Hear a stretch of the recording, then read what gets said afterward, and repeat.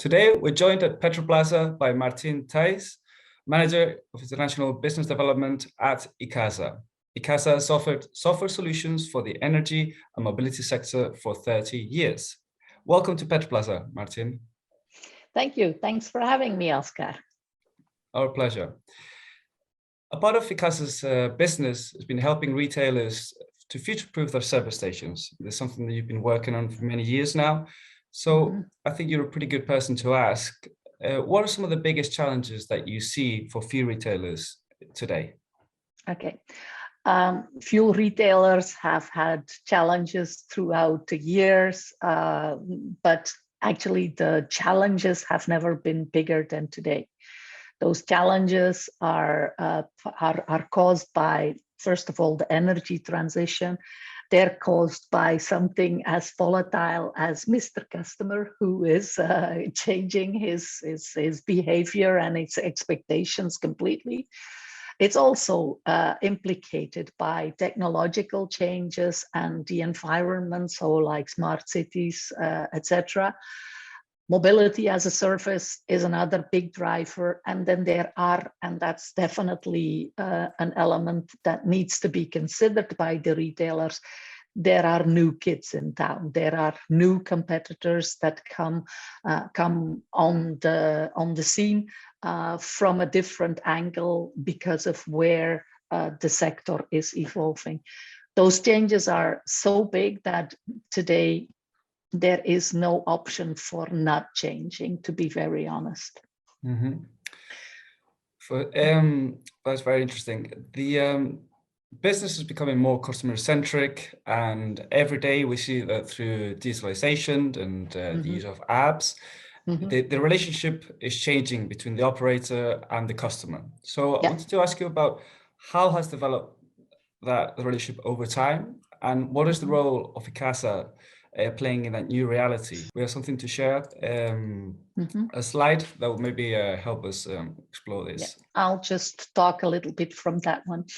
Actually, we come from an era where the petrol stations were vehicle-centric, where everything was to do about refilling your station.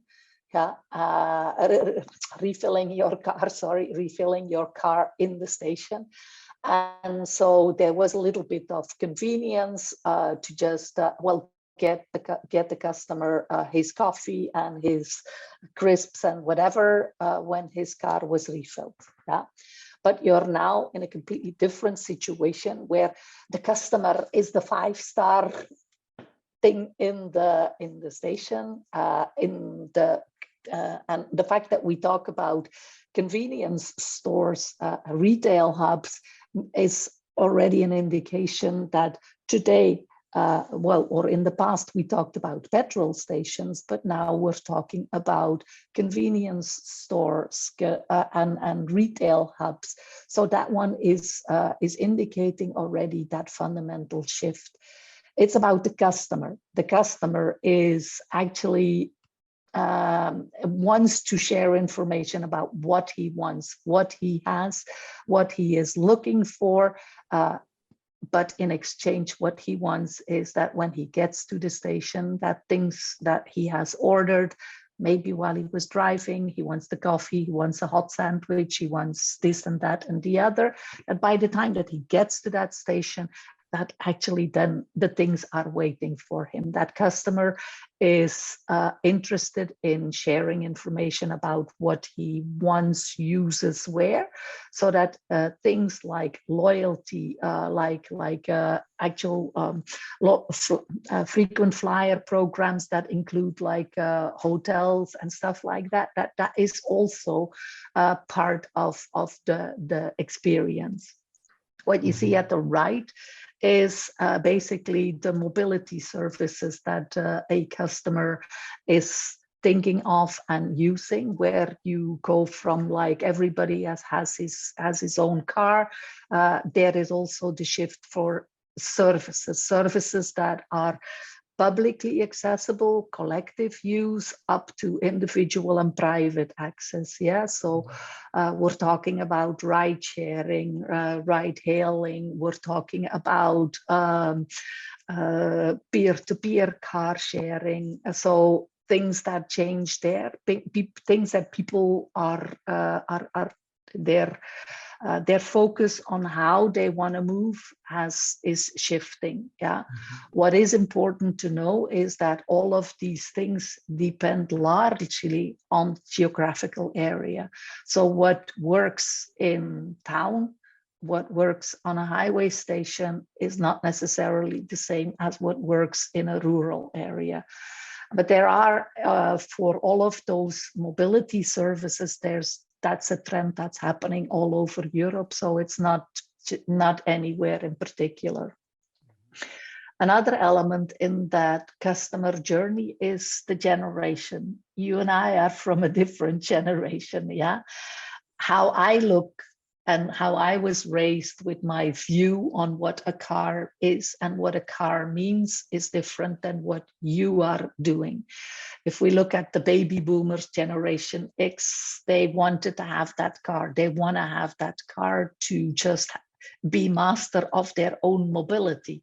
Whereas the later generations are actually looking at, okay, what's convenient? Yeah, I might be tempted to get with my car into driving to Brussels, where I am almost definitely going to have traffic jam. But my son definitely is not willing to do that. Yeah, so the younger generations are interested in paying maybe a little bit more, but for sustainable solutions. So share something. Yeah, take the Uber. Don't own a car, because it doesn't make sense to have that car standing there and being blocked with it.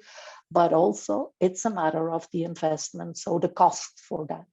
There is, from that customer side, also the thing about the pandemic. The pandemic is now winding down, so I think we will see the effect of that one dwindling. But definitely, talk last year, talk 2020, people were far less mobile, far less moving about. So that one definitely had an impact on how a station or how that retail hub should interact with its customers.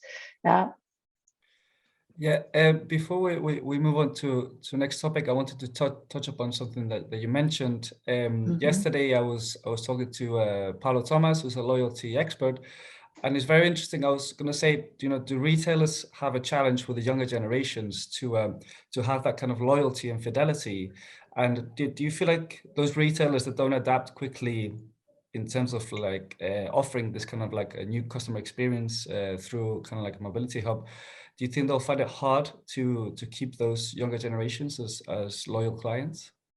Yes, I think so. I think that the younger generation really wants to share and make sure that what he or she is offered is based on what he has shared. I think that the loyalty and definitely also that interconnection between not just, okay, this is what I buy, but I mean, like I'm coming and I'm coming to like a big station where there is also a hotel facilities. So can I use my loyalty left and right?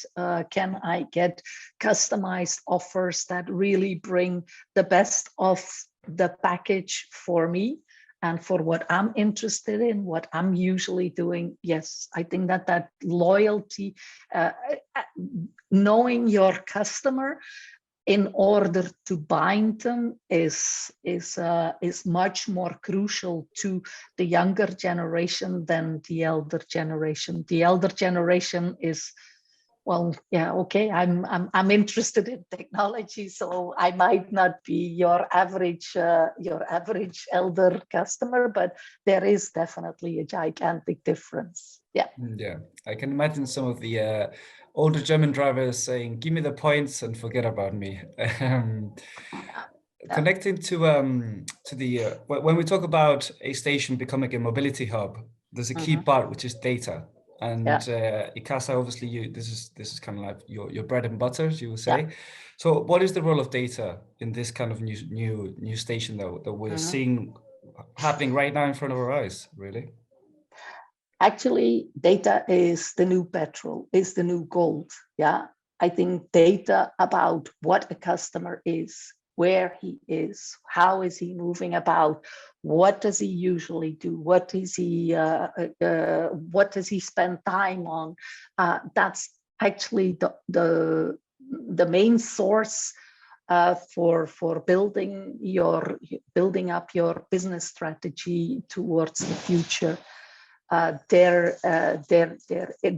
It allows you to see, like, okay, where in my shop is he, or where in my station with the different services is a given customer walking around? Is he using certain services like a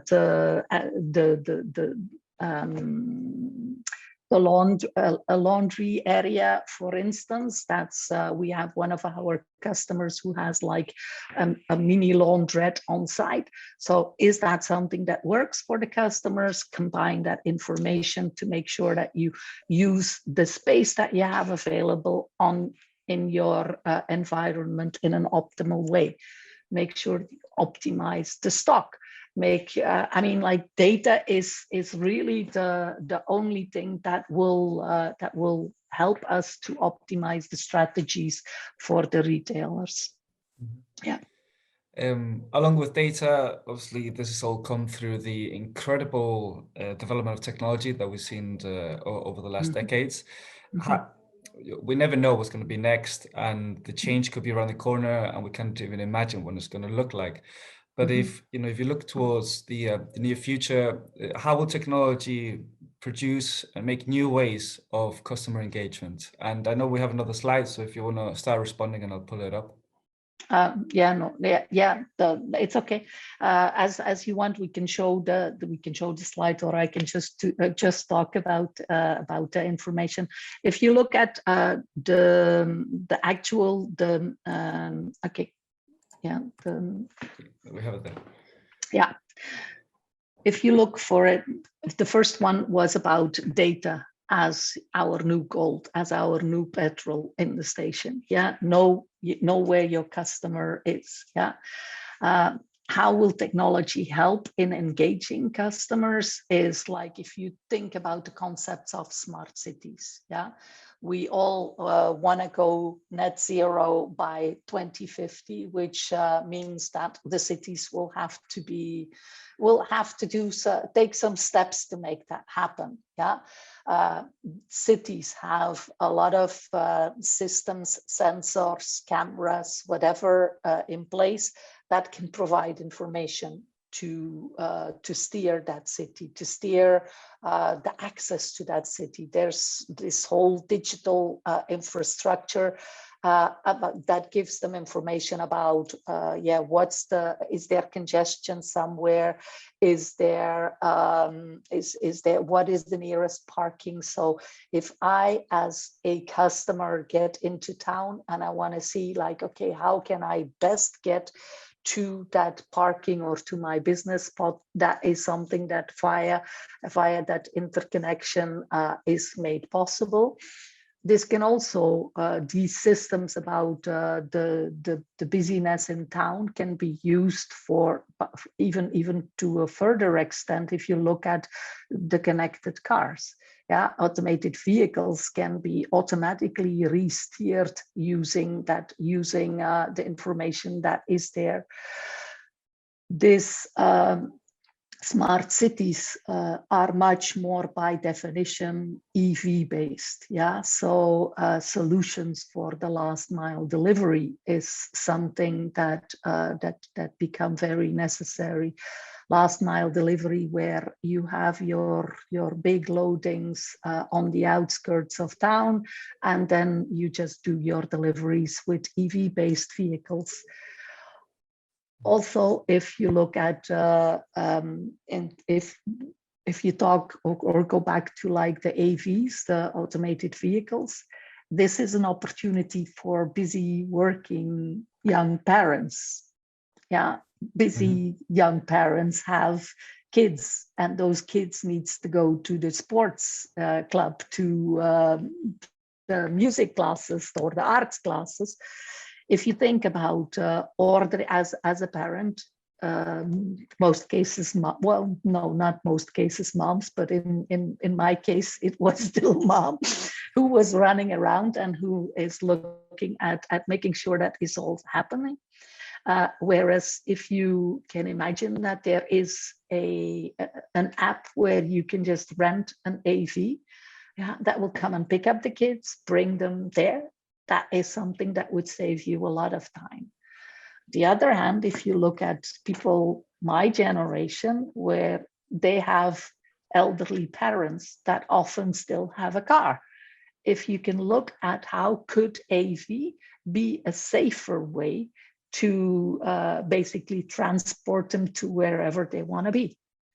Yeah, so that's I think would be helping the generations, the working generations, to just make sure that there is extra things to make their lives more manageable and more organized.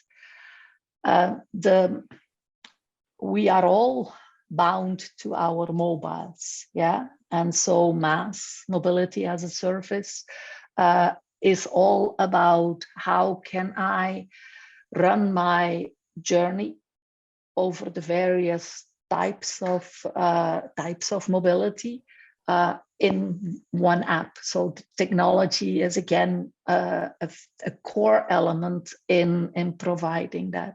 There are many apps out there that do a combination of public and private transport, where basically me as a customer, when I think about going on a trip, I want to plan it, I want to book it, I want to pay for it. And when I'm in my trip, I want to get feedback, whether I should change my trip or the means of transport or whatever. Yeah, these are very much things that where technology is going to help to build up those new models. Yeah, the whole mass is really like a business ecosystem where multiple partners are playing a role. And this is a section where companies like ours can provide quite a bit of the functionality, can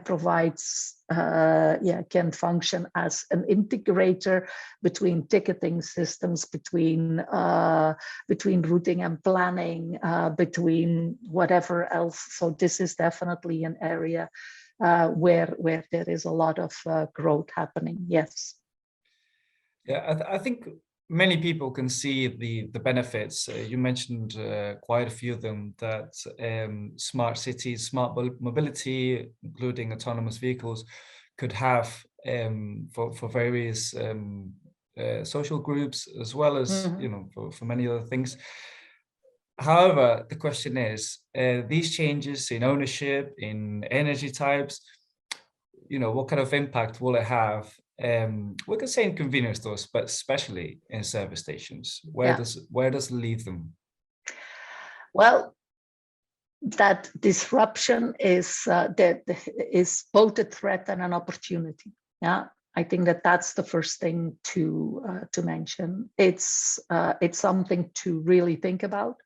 There is a big difference, I think, if you look at stations where they are geographically planted, yeah, the impact will be different. So if we look, I think if you the impact and the threat will be smallest to highway stations. Highway stations will be long distance travel. Yeah, people will take a rest.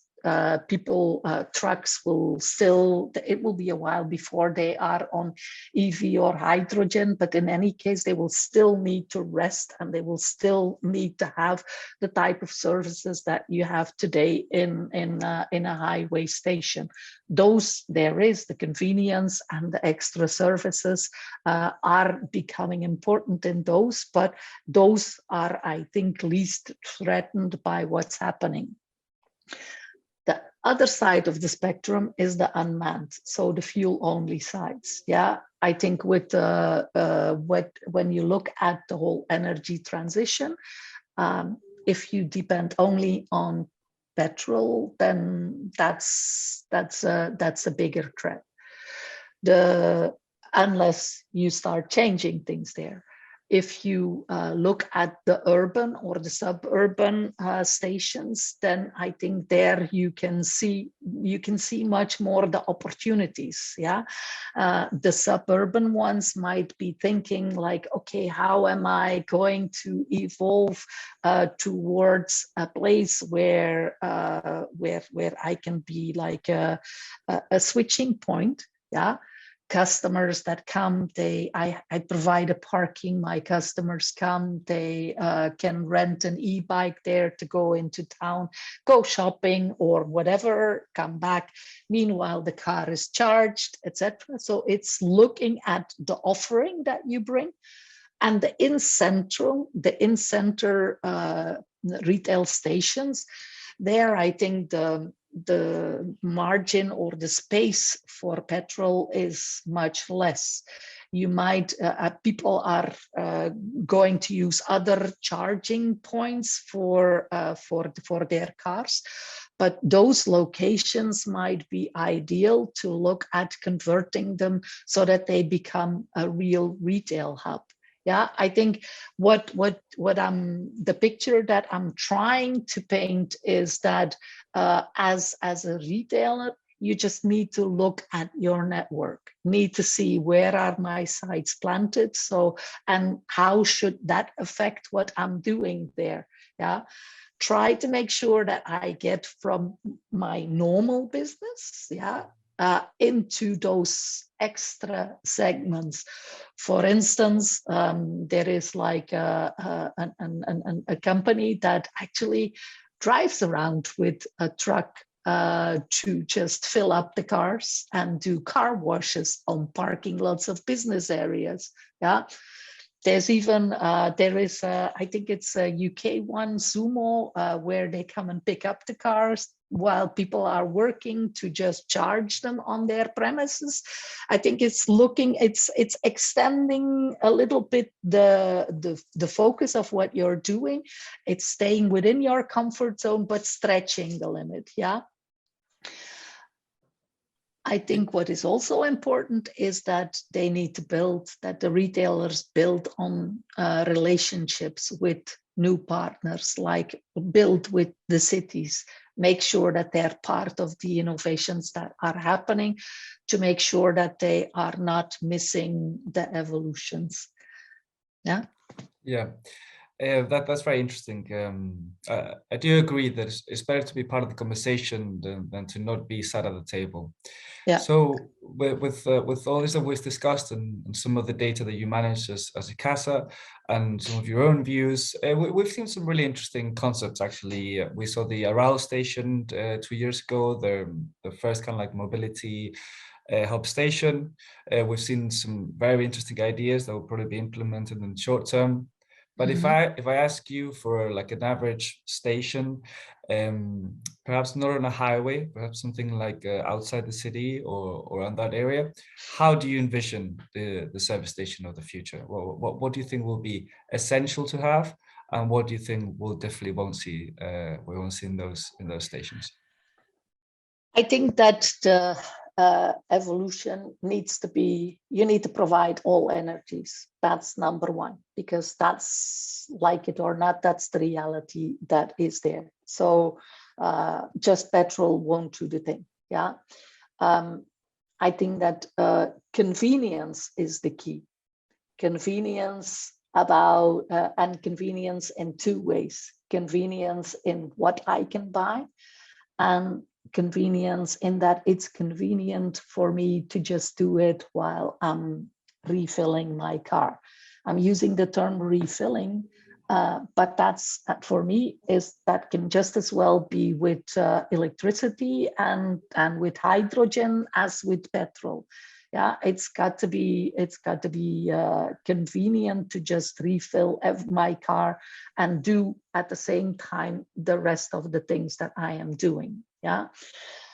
Electricity, EV charging, for the moment, it still takes a while. So look at things like, is there a way that you can offer a co-working space? Yeah, so that people can, while the car is being recharged, have a small desk available where they can communicate and discuss, and so make it a social hub, yeah, or a co-working space.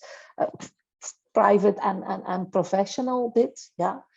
Make it a point. I think you need to consider the combination of mobility services, yeah. Make sure that there is the capability of switching from one mode of transport to another, the out on the outskirts one, to really be able to capture people that on a longer distance come by car and then go into town with another means. And retail, I think that the retail component is really important. Look at systems like click and collect, click and deliver. Even at like when the image that I was painting about, like, okay, I'm having a parking where then people go into town. Look at systems, for instance, like in car deliveries, yeah, so that while I can do my ordering while I'm at work, or while I take my break at work, yeah, and then in the evening when I get back, then okay, my groceries are in the car. People are willing to share information and share what they do and where, provided that it's about convenience, yeah. I think that it's about convenience and about making it convenient for the customer to just come and stay with you, and make sure that you understand him. That's, I think, yeah, those are, I think, the main elements.